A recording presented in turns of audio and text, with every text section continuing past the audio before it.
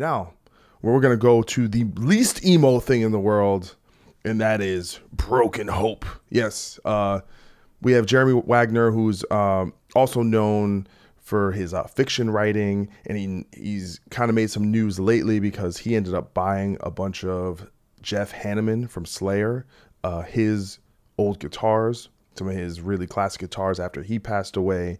And yeah, he's the founding member of Broken Hope. And if you don't know death metal, and this band goes all the way back, to the early 90s, and they've been doing it for a long time. They made an impact, kind of back in the day, and they took a big break, and now they're back. They're on Century Media, and they have a kick-ass new record. So here's my chat with Broken Hope's Jeremy Wagner.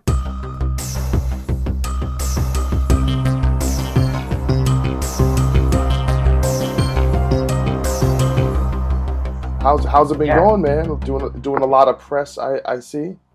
Yeah. Between Europe and the U.S. Or North America, just had some busy press days lately. Yeah.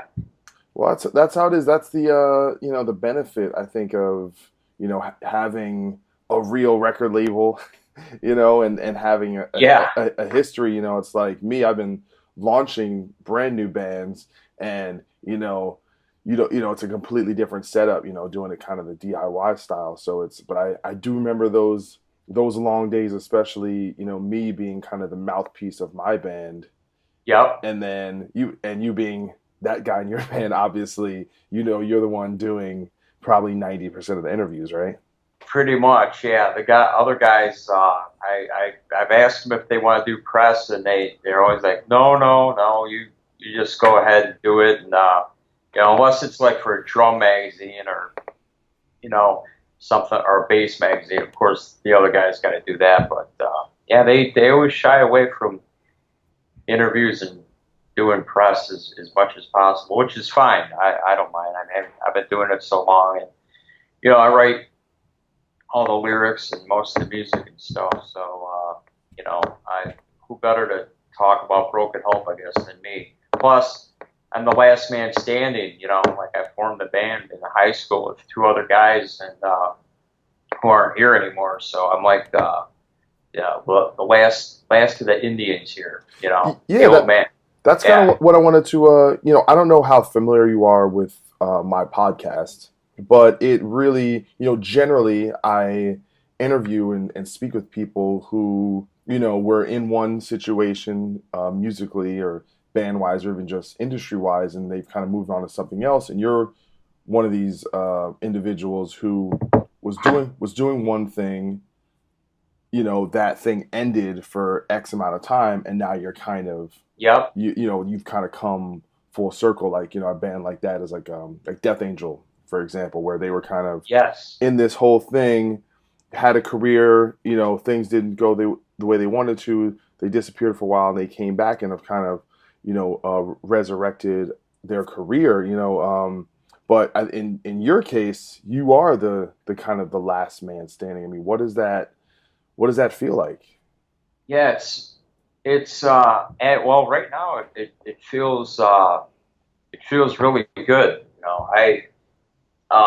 When I formed the band in high school, I always, it was like all I wanted to do was Broken Hope. And when we got signed to a record deal right out of high school, that was my dream come true, getting signed and then touring and whatnot. So like the 90s were a very busy and prolific decade for Broken Hope. We do like one album after another, tour after tour and whatnot. And then it was like right around 2002 when we went on hiatus. We had big changes in our lineup, dramatic changes, and at that point, so it was a hiatus. It wasn't like a breakup. Yeah, right. At the time, I actually felt it was kind of a breakup at the time. I had, when you say last man standing, literally at that time too, 2002, I was like the last man standing, while the original members had quit or been kicked out, and I had a bunch of hired guns basically, doing touring with me, and it just didn't feel right. I wanted Broken Hope to have a real permanent lineup and a solid, a solid base, something that was not going to have revolving doors of members. So at the time, I kind of felt like we broke up, and but I didn't like bury Broken Hope. I basically said I'm not going to do Broken Hope until I have some stability with some permanent members, and I didn't plan for it to take 10 years. But that's what happened. We came back like 10 years later, and it's funny. Now we've been together. We've been back for 5 years. Full on. Doing the same thing, album after album, tour after tour, and it feels really good. I mean, the lineup I have now has been really strong, really kind of like, well, Doc, you're obviously in a band or in our bands, and you deal with a lot of personalities that don't always jive. Um, People also you want to have people in the band that are passionate about the music. Sometimes you just start jamming with people that you realize aren't really into it. You don't have the same vision. So now, Broken Hope 2017, it's really five guys that are really good friends, all share the same vision, are passionate about the music, passionate about their instruments, and it just it feels good to be in Broken Hope right now. Hmm. So I'm really interested in, these careers, as long as a band, Hmm. as a band like yours, because, in many ways, I came up really in the late 90s, kind of New Jersey, kind of this. It was this big mishmash of everything, whether it was death metal or hardcore or grindcore or whatever what was Yeah. going on at the time. So I love getting, kind of in a way, it's like, talking to guys like you. It's like my own little DeLorean, and I get to go back to 1991 and Yeah. just hear what it was like. I mean, what was it like when you guys got signed in the early 90s, in terms of death metal? Like, were you guys, did you make a living off the band, or was it always kind of this high price hobby? Kind of like, yeah, I'd say sort of a high priced hobby, sort of, living hand to mouth. It was like in the 90s, if we didn't really, none of the guys, myself included, I mean, we literally didn't have a pot to piss in. And so being on the road for us was always a great thing because back home we didn't have much. And on tour, we what little we got paid to play, and guarantees and merch and free catering was really a dream come true. As funny as that sounds, because we thought, wow, we were living the dream. We thought, and we always had money in our pocket. It was off tour when we'd have to go, because we always had to quit our jobs and find Yeah. time work and all that stuff. And being on tour, we always had money. We always got by, and we were doing what we loved. So to some extent, it was it was sort of a hobby to a certain extent because it wasn't a full time job. But when we were doing it, we were able to pay bills, Hmm. and it just stuff was really different then too. Like the way we came up, that you talk about 1991. That's when our debut album, Swamp and Dork, came out actually. And prior to that, when we formed the band, which was when I was in high school in 1988, 29 years ago this year, um, we were trading demo tapes worldwide, sending them to fanzines and like headbanger pen pals that would put their addresses in the back of magazines like Metal Forces magazine and Metal Maniacs magazine and whatnot. And we started getting a name in the underground because of exposure, I guess, from our demo tapes. Fanzines would review our demos. Some of the bigger mags would have a demo review section and review our stuff and have our PO box where people could contact us. And people that would write us, we would send them our demo, And a lot, I probably worked my day job at supporting just the postage alone. So you would send it for free? You would send it for free? A lot of them, yeah. A lot of them, I would send for free all over the world. But I'll tell you, that's what helped us get recognition in the underground. Bands like Immolation, for example, they really helped me out when when both bands were unsigned. They were like kings of tape trading in the death metal underground, and they gave me so many contacts to send demos to, and it just built from there. So anyway, all that underground exposure, some record labels took notice, so they would be like, writing the band, are you signed? Are you interested in a record deal? That type of thing. So we eventually signed our first record deal, and when our first album came out, Swamping Gore, all those underground fans who had our demo tapes all like basically bought our debut album, and it sold really well for a small little indie death metal band. Like we did like 10,000 copies. That is good. And a couple of pressings within a few months. Yeah. I mean, like, if that was today, I don't know, we'd probably make it on the Billboard Hot 100 or some shit chart. You know what I mean? Yeah, no, it's so obviously the scale has changed a lot, but I think you can sales obviously are a snapshot in time of what's going on around you, right? So it's not necessarily how many you sell. It's like, well, what are the relative sales? I think we're lucky in that the heavy metal community, we have fans that still do want to buy records. We still have fans that still want to have a physical copy a lot of the time, maybe a vinyl. That's something that they really value. Did you guys, so through those years, and, you said you were kind of struggling in that off the road, you'd have to go back and get jobs and figure things out. But did you see kind of like a steady rise? Like, did you feel like you were growing from record to record, and that the business of the band was growing, or that the fan base was growing, or was it more just kind of like a steady, a steady thing? I in the '90s, I definitely saw a slow ascent.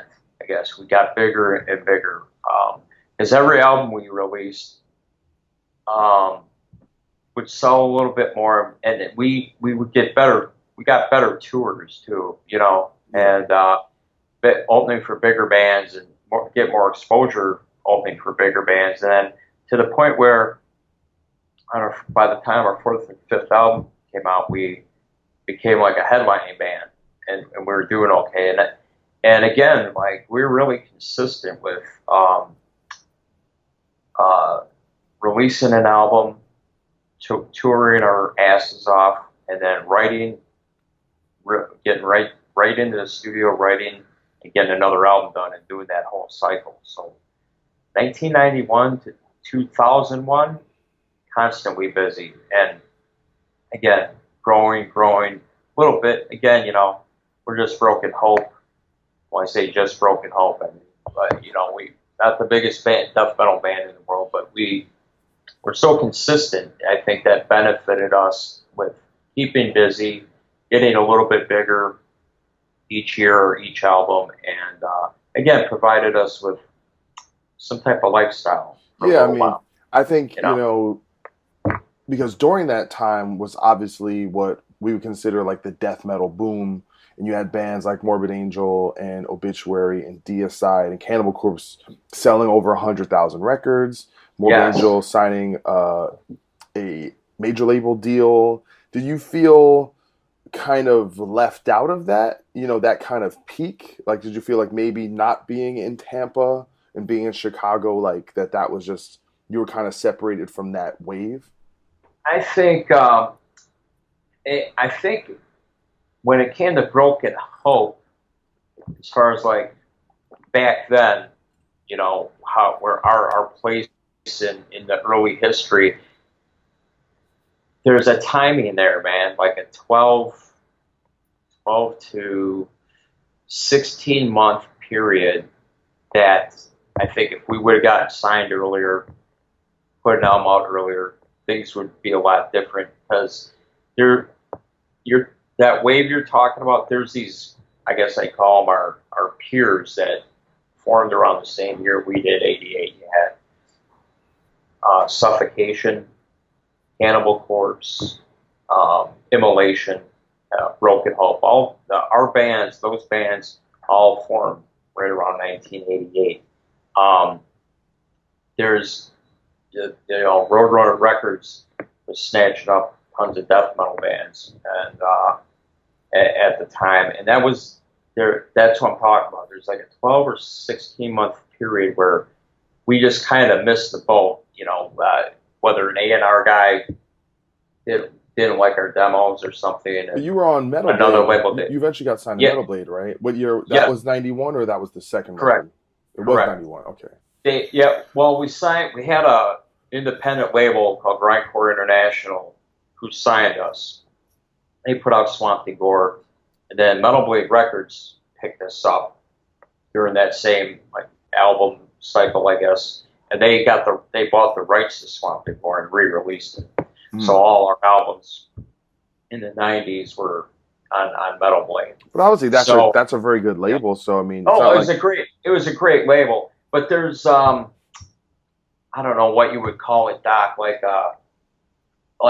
again, call it a wave, that this huge wave that of all these releases by Cannibal Corpse, Suffocation, etc.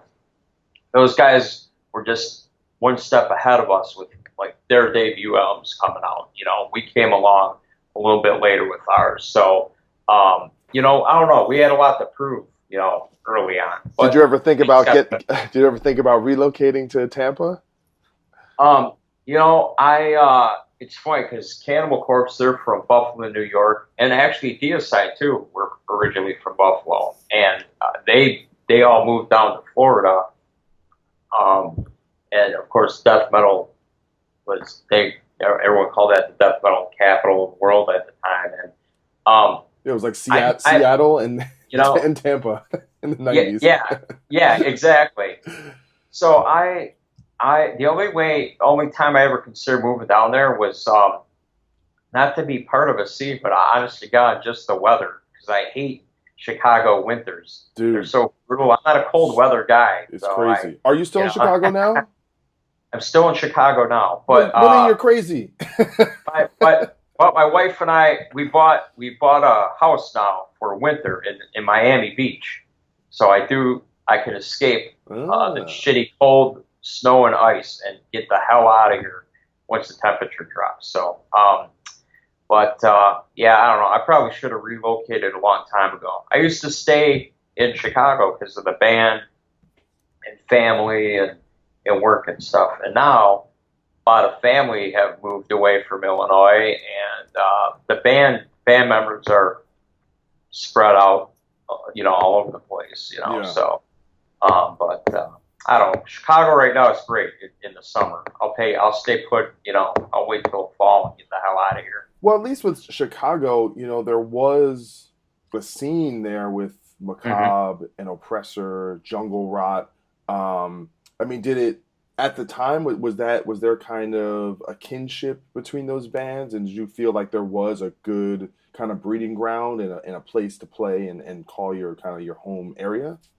Yeah, there's still some good uh, um, like metal. The metal scene in Chicago is still really strong. You know what I mean? It's always been really good as far as the bands that come out of Chicago and in the scene and the fans and everything. Now, what you're talking about back in the '90s, um, yeah, Broken Hope was friends with all those bands that you mentioned, and we still are. Like Jungle Rot's still going, Macabre's still going. We've toured with both Jungle Rot in the past. We've toured Europe with Macabre as well, and there's new and exciting metal bands coming out of Chicago. Like right now, there's a band called Atlas Moth, Mm-hmm. and they've got an album coming out on Prosthetic Records. And Broken Hope's drummer Mike Vichek is actually drumming for those guys. Mm-hmm. And so that's a band that's really heavy, Chicago based. Uh, Jungle Rot, they're on tour right now with Destruction, I think, and they're still going. And there's been crazy like grindcore bands like our extreme bands like a band called Weekend Nachos. Mm-hmm. Those are a bunch of young guys, a really great band. Um, and and shows still do really great here, man. You know, Oh, I know, strong. You man. know, yeah, yeah, It's always one of those, I mean, obviously, I mean, in terms of market, it's L.A., New York, Chicago. So yeah, it has, any metropolis that has a lot of people, more than likely you're gonna have a good scene. You have a lot to draw from, especially with God forbid, we would do a lot of stuff in the suburbs, yeah, and sometimes actually we would do better on the outskirts than sometimes when we play in the city. yeah. But that was it was literally the first place outside of the Northeast where we had fans. So I always have a great affinity for that era and it's that area, excuse me. And I think just like any city of that size, it is so big that it can, it just has that deeper culture. Yeah. And see, 'cause I spent some time in Chicago when I was moving cross country and my car broke down. Ended up staying with my aunt for like a week and just kind of Oh my hanging. God. Yeah, it was pretty brutal. My transmission broke and I got stuck there. But luckily I was with family. I got to see some friends and there's Chicago is an awesome city. So there's a lot worse places to get to get marooned. But Yeah, sure. but so you guys go through all this stuff, and the band ends up kind of departing. And actually, I got to give one shout out to Brian Griffin, Yep, who I yep, literally forgot that he was in yeah, Broken Hope. So people don't know Brian. He's the sound guy and tour manager for Lamb of God, and a yes, great one at that. And it's almost like it just feels like a different lifetime ago when it was yeah. Brian from Broken Hope. It does. and I Yeah. and I feel like I need to go on like YouTube and go watch some old videos of him doing windmill headbanging and stuff if I can find it. I know. It's like I always wonder if like the Lamb of God guys, you know, like ever have him play guitar and like jam with them during a sound check. I had asked Brian before, I think around 2011, if he wanted to do Broken Hope, and he was just, he's got a full time career with the Lamb of God gig, and so he was unable to do it. And I asked him if he wanted to do a guest solo as well, but he was like in Europe with those guys. But Does he still play? I I believe so. I've been to his house here in Chicago before, and he's got a couple guitars hanging on like those wall stands, that you Hmm. hang guitars from. So I know he still screws around with guitars, and it'd be great if he did something again. He's really a great guitarist, and he produced those first five Broken Hope albums Oh too. wow. He's a great studio engineer. That's really why I think he's a natural as a front of house, sound man, because of all those years working in a recording studio as an engineer. I mean, he's really talented.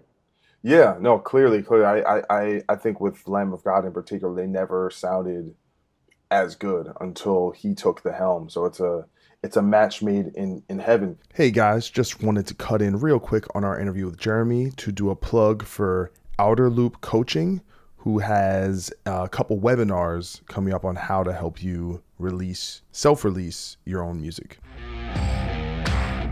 Hi, I'm Mike Mowry, president of Outer Loop Management. My team and I have been helping our musicians release their albums and EPs to get the biggest first week sales possible. And our strategies work.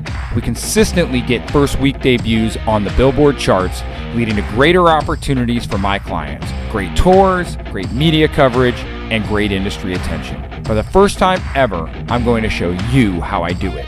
Go to OuterLoopCoaching.com to learn more and register now for Release It Right, my online webinar on July 22nd, or Unleash It Right on July 22nd as well as July 29th. Put in the code XMANPOD5, all caps and all one word, and I will give you $5 off the price of either webinar.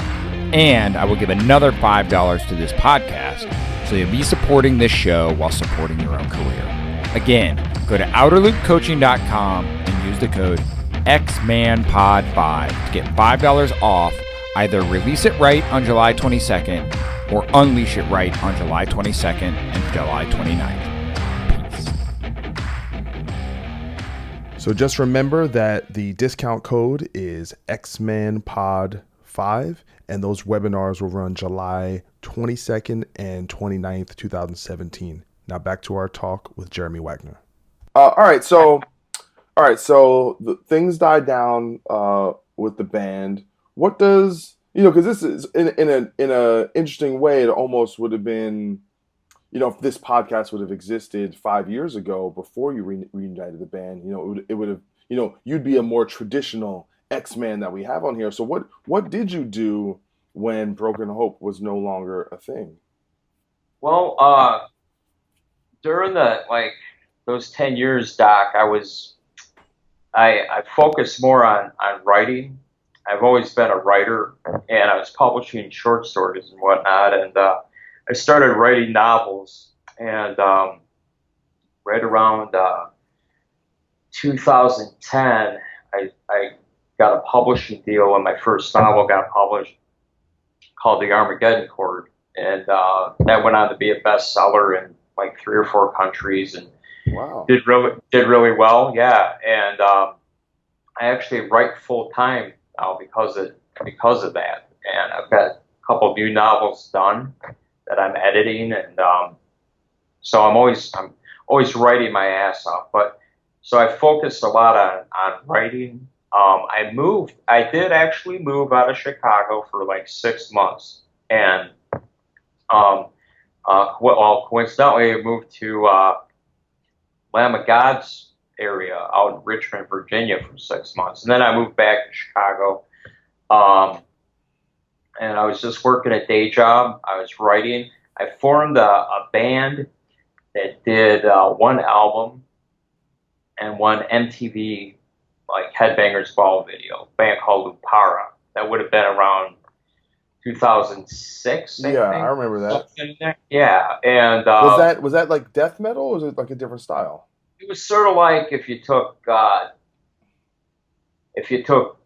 death metal riffing like I do and mixed it with sort of like Hatebreed kind of attitude and vocals. It was sort of like that, Yeah.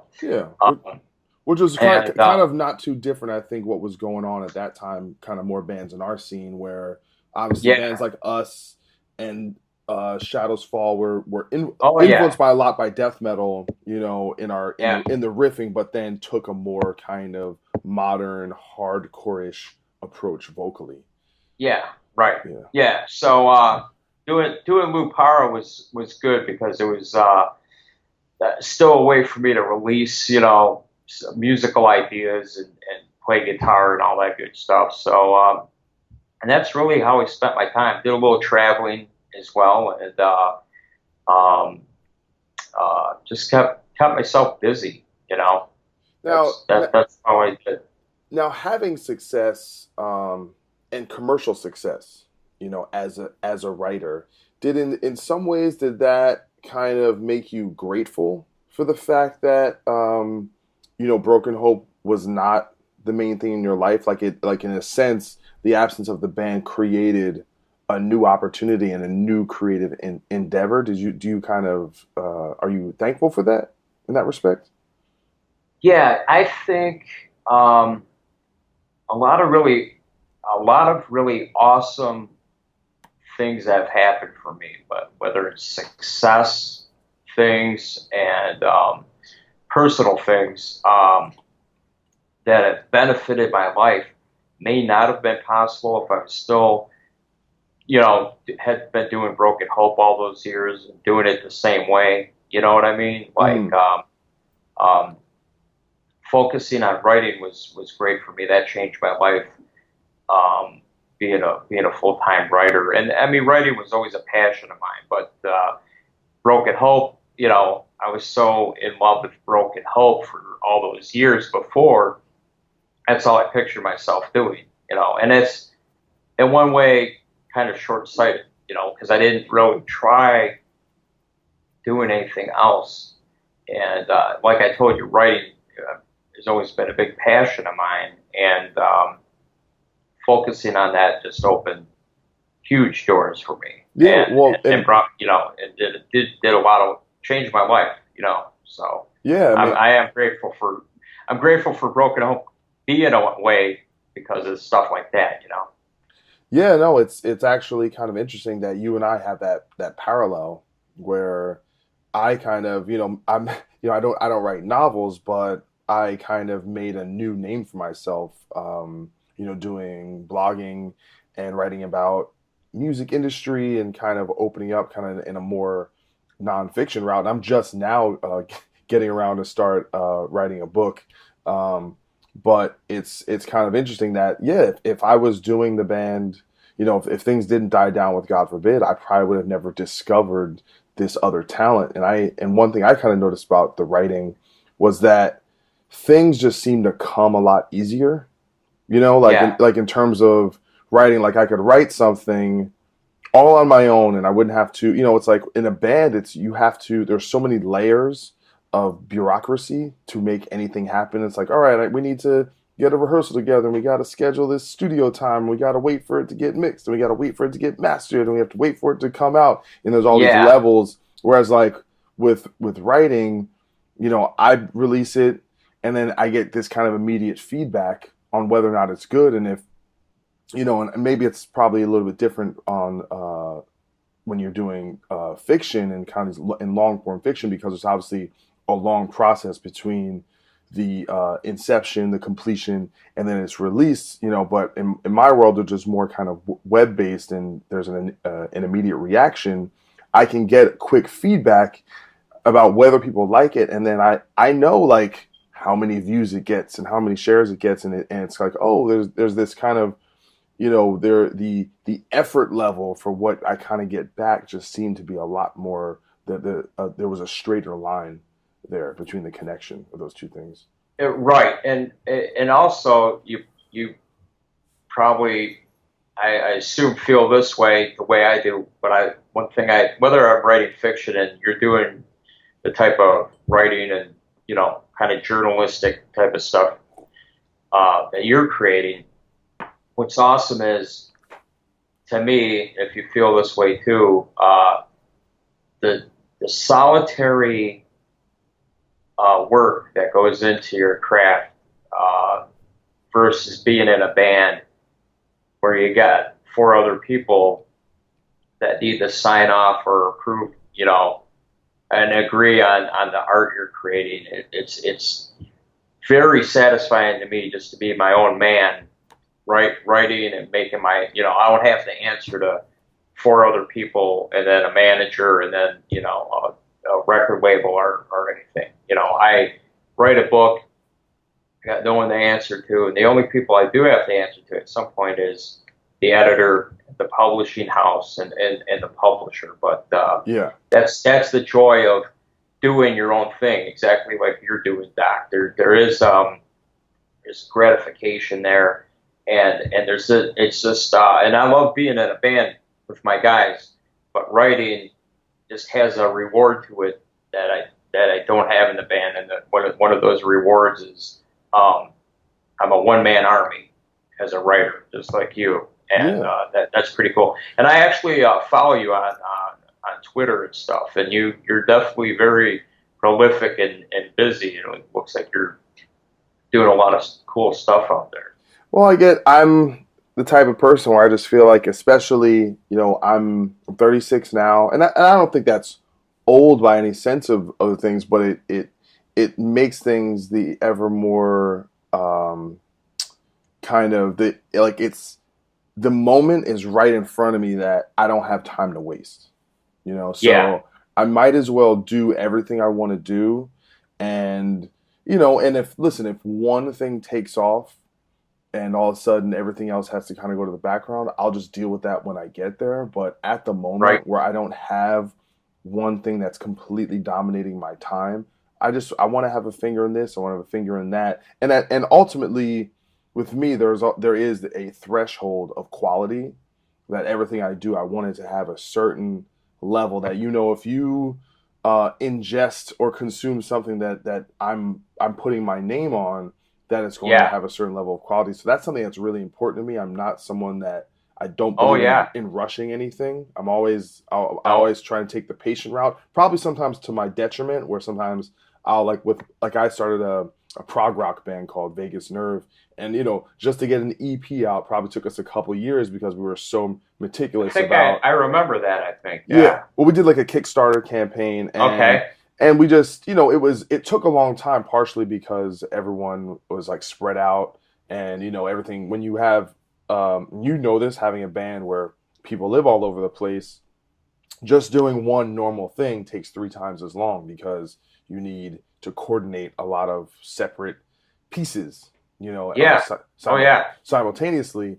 But we just took our time with the artwork, and we took our time with the logo, and we took our time with the mixing and all that stuff, because we're like, you know what, you only get one shot, you only get one chance to make a first impression. So that all that stuff is really important, and sometimes I have to kind of, I think, temper that to a degree, so that there's a great Will Smith quote about it's a paralysis through analysis. Sometimes you get so deep into kind of meticulously crafting something that you kind of bog down the creative flow, and you get wrapped up in this idea of perfection, because the truth is there is no perfection. There's always going to be, a sculptor is chipping away. He's always going to see an imperfection. At some point you have to say it's done, or at least your effort in it has to cease, and you have to move on to something else. Chinese democracy. Yeah, exactly. The worst example of that. But you make a good point, though. I will say this. I could totally relate to is our new album. It's been 4 years between our last album and the new one, and my philosophy has always been not to rush shit like you're talking about. Make sure your ideas and your art are hammered out, and you're really, whatever your sense of quality control is, and your care about what you're saying, the quality of the product is up to your standards. Because whether it's Vagus Nerve, God forbid, Broken Hope, when you put an album out, that's it, bro, and it's out there for eternity.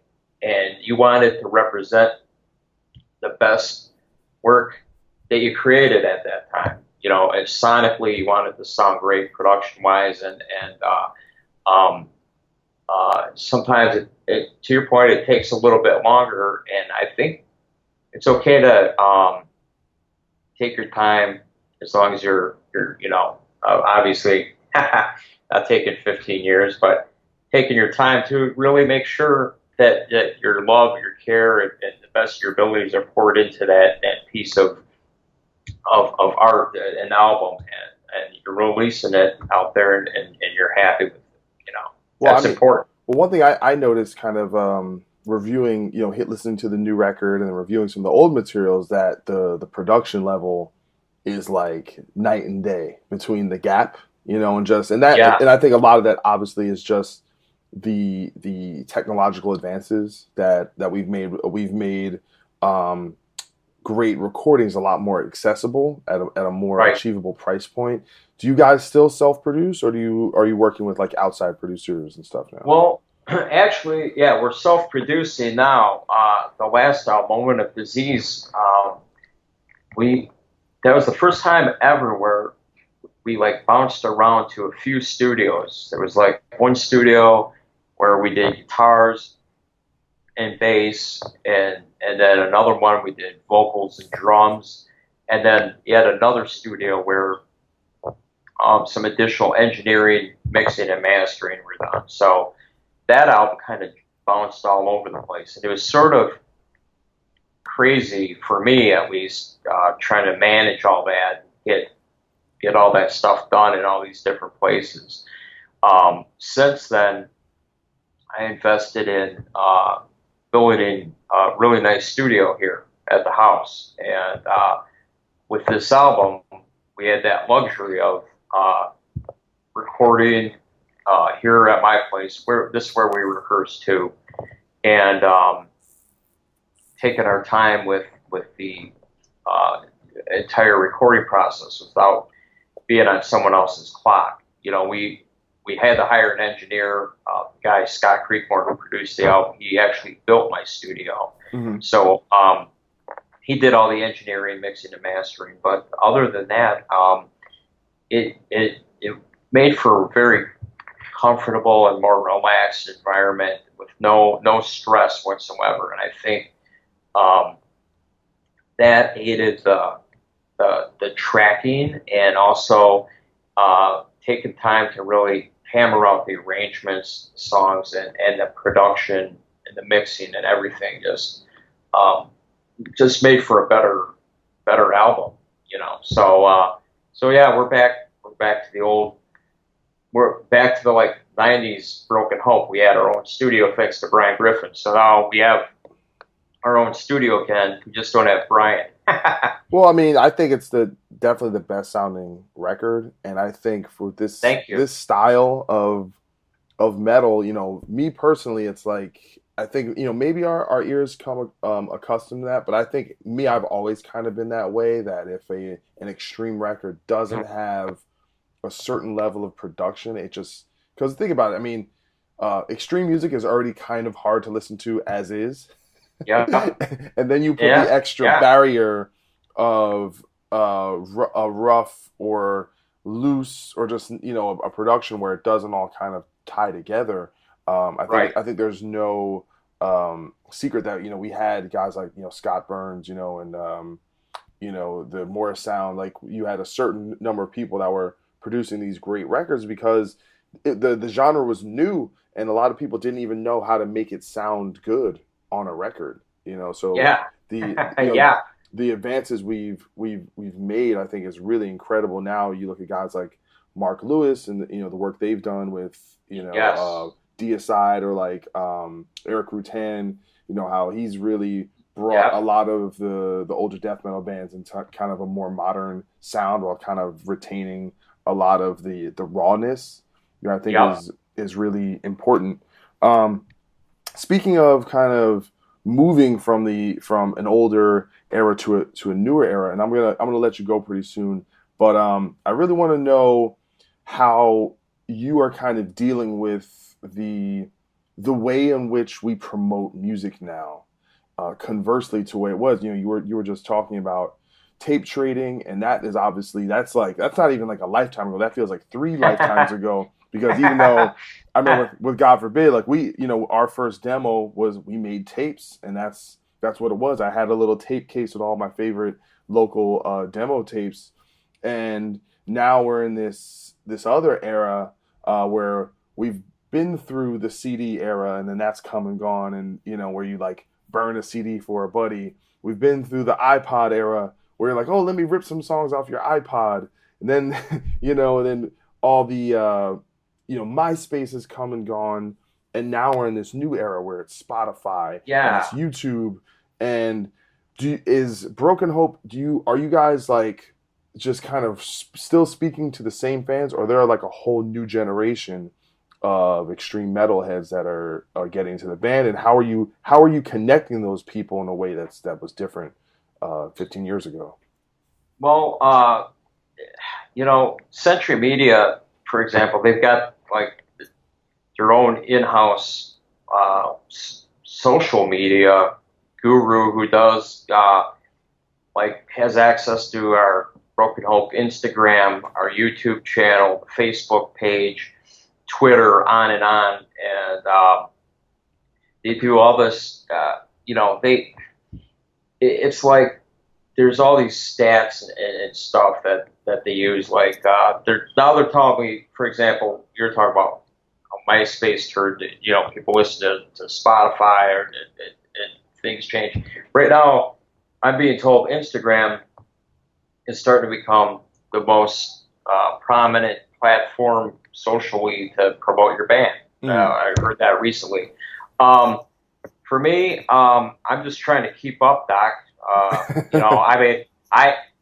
I personally do some admin stuff through the Broken Hope Facebook page, and then that's about it. Century Media is like, for example, I'll give you a real quick Reader's Digest overview. They'll do like a timeline leading up to the release of our album, and that the timeline's filled with all these different things we've done. So, I don't know, the director Tommy Jones? Yeah, I don't know. Of course I know Tommy, yeah. Yeah.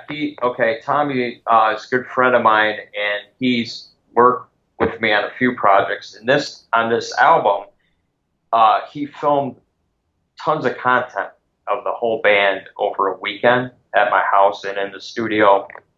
So we have all these webisodes on a timeline. We have a video timeline. We have promotional music videos, lyric videos, a 360-degree video, and then in between all those are webisodes. So the making of, Mutilated and Assimilated, the writing process, a webisode on the cover art, a webisode on how horror culture influences Broken Hope's lyrics and imagery, and on and on.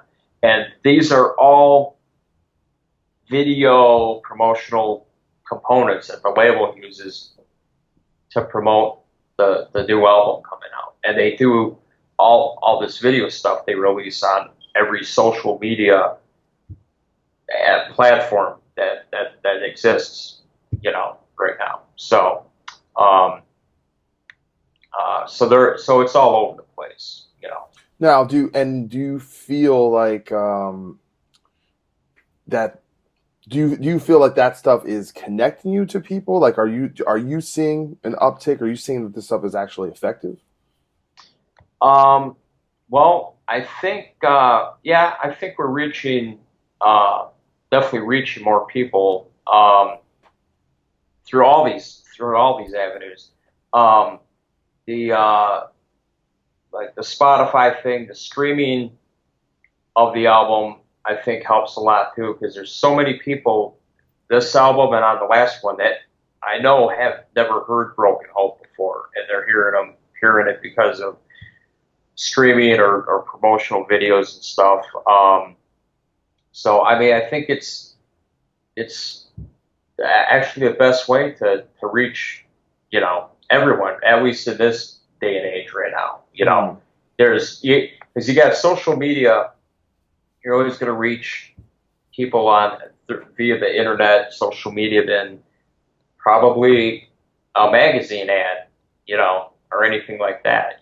Some stuff's becoming more archaic, and then every day something new comes out that explodes you. It exposes you to millions of people. It's crazy. Yeah.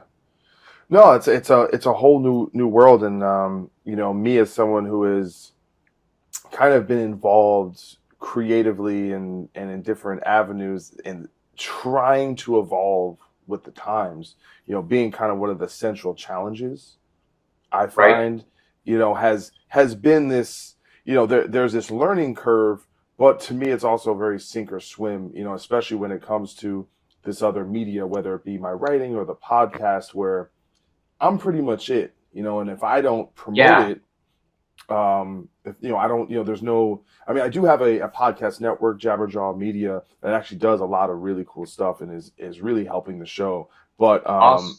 you Nice. know, but in general, most of the network, of people that I can reach is going to come from me. So social media for me has become, almost, I wouldn't even say my second job. It's just part of the overall job.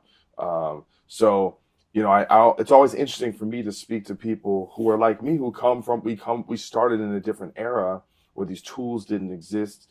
And we have to kind of learn on, in the continuity of what we're already doing, and kind of figure it out, and I know a lot of people Right. that can be frustrating, Yeah. Yeah. Yeah. Well, and then, but you never know, Doc. Then you get some podcasts that take off and become like, you know, super huge. I mean, I know a guy does. He's a writer. He does a podcast, and he does it's like all history stuff, and he's got like, I don't know, like, this number might not even seem like a lot, but he's got like 800,000 people listening to his podcast. He's doing it like in his house, and it's just is that Dan Carlin? it's crazy. It's crazy. No, this guy's name's Mac Blauner, Hmm. Blauner.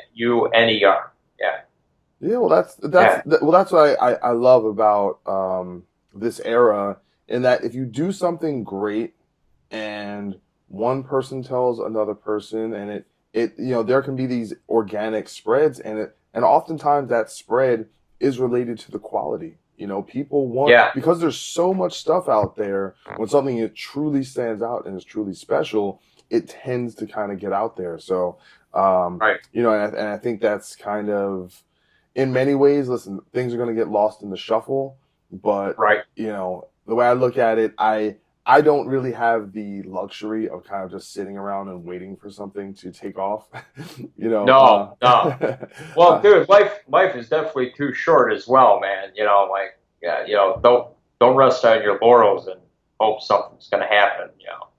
Definitely make an effort to make something happen. right on, man. Well, I think that's a good place to wrap it up. Okay. Where can people find the band and find you on social media? Um, there's an official Broken Hope Facebook page, official Broken Hope Twitter. I think that's Broken X Hope, or no, Broken Hope at Broken Hope Band is Twitter, and then Broken X Hope is Instagram, and then me, just Jeremy Wagner. I've got an author page. I think it's Jeremy X Wagner on Facebook, and then Jeremy X Wagner on Twitter and Now, Instagram. right on, and it's Yeah, mutilated and assimilated. Is it out now or is it coming out? it's coming out on Friday, June 23rd, worldwide. Friday, June 23rd. Awesome, man. And we'll talk to the people at the label, and we'll play a song on the episode for people to check out. And yeah, man, thanks for coming on, man. I really appreciate it. Yeah, Doc, great seeing you again, man. I saw, you know, God forbid, so many times over the years, and I've met you many times. So it's good to see you again, man. And like I said, I follow you on Twitter, and best of luck with everything you're doing, bro. And Likewise, man. thanks for having me, man. Of Thank you. course, anytime, man. Good luck with everything, and I'm sure we will run into each other very soon. You got it, bro. Take care. Take care. Bye bye. Bye bye.